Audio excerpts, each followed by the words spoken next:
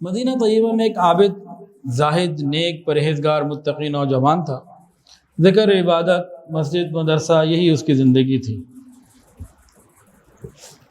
نبی علیہ السلام تو نہیں تھے، صحابہ کی خدمت میں وہ کثرت سے آتا کہ میں ان سے دین سیکھتا رہوں۔ جس راستے سے جاتا تھا نا، اس راستے میں ایک مکان تھا ایک عورت کا، وہ اس کے اوپر فریفتہ ہو گئی، عاشق ہو گئی۔ یہ بچتا تھا۔ ایک دن تو وہ عورت ایسی آگے بڑھی کہ اس کو کسی بھی طریقے سے بہلا پھسلا کے کہا میرے گھر آئی جاؤ۔ یہ بھی باتوں میں آ گیا اور ایک برا ارادہ لے کے اس کے گھر میں داخل ہونے لگا۔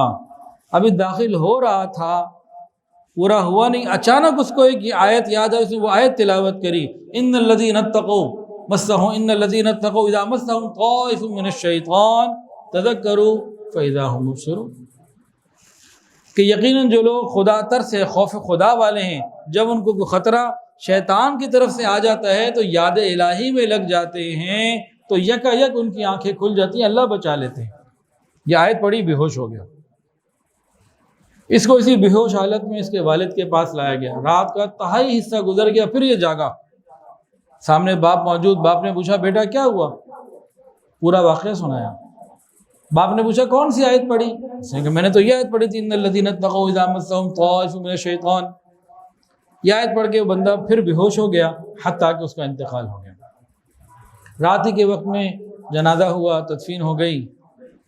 حضرت عمر فاروق رضی اللہ تعالیٰ عنہ کو صبح خبر ملی، آپ اس کے والد کے پاس آئے، تعزیت کی، پھر اس کی قبر میں گئے، اور قبر پہ کھڑے ہو کے فاروق اعظم رضی اللہ تعالیٰ عنہ نے اس نوجوان سے کہا اے فلاں، وَلِمَنْ خَافَ مَقَامَ رَبِّهِ جَنَّتَانِ، اس کو مخاطب کر کے کہا اے فلاں، وَلِمَنْ خَافَ مَقَامَ رَبِّهِ جَنَّتَانِ، جو شخص اپنے رب کے سامنے کھڑے ہونے سے ڈرتا ہے اس کے لیے 2 باغ ہیں۔ اس نوجوان نے قبر کے اندر سے جواب دیا اے عمر، میرے رب نے مجھے جنت میں 2 باغ دے دیے، امیر المومنین میرے رب نے مجھے جنت میں 2 باغ دے دیے، 2 مرتبہ اس نے کہا۔ یہ آپ کی کرامت تھی۔ یہاں سے کیا میسج مل رہا ہے؟ ہمیں کوئی مرد ہو یا عورت گناہ کی دعوت دے، واٹس ایپ پہ دے، انٹرنیٹ پہ دے، ٹویٹر پہ دے، سوشل میڈیا کے کسی طریقے سے دے، ڈائریکٹ دے، کہیں پہ دے، ہم خوف خدا کی وجہ سے گناہوں سے بچ جائیں تو وَلِمَنْ خَافَ مَقَامَ رَبِّهِ جَنَّتَانِ، 2 جنت کے 2 باغ ہمارے لیے ہوں۔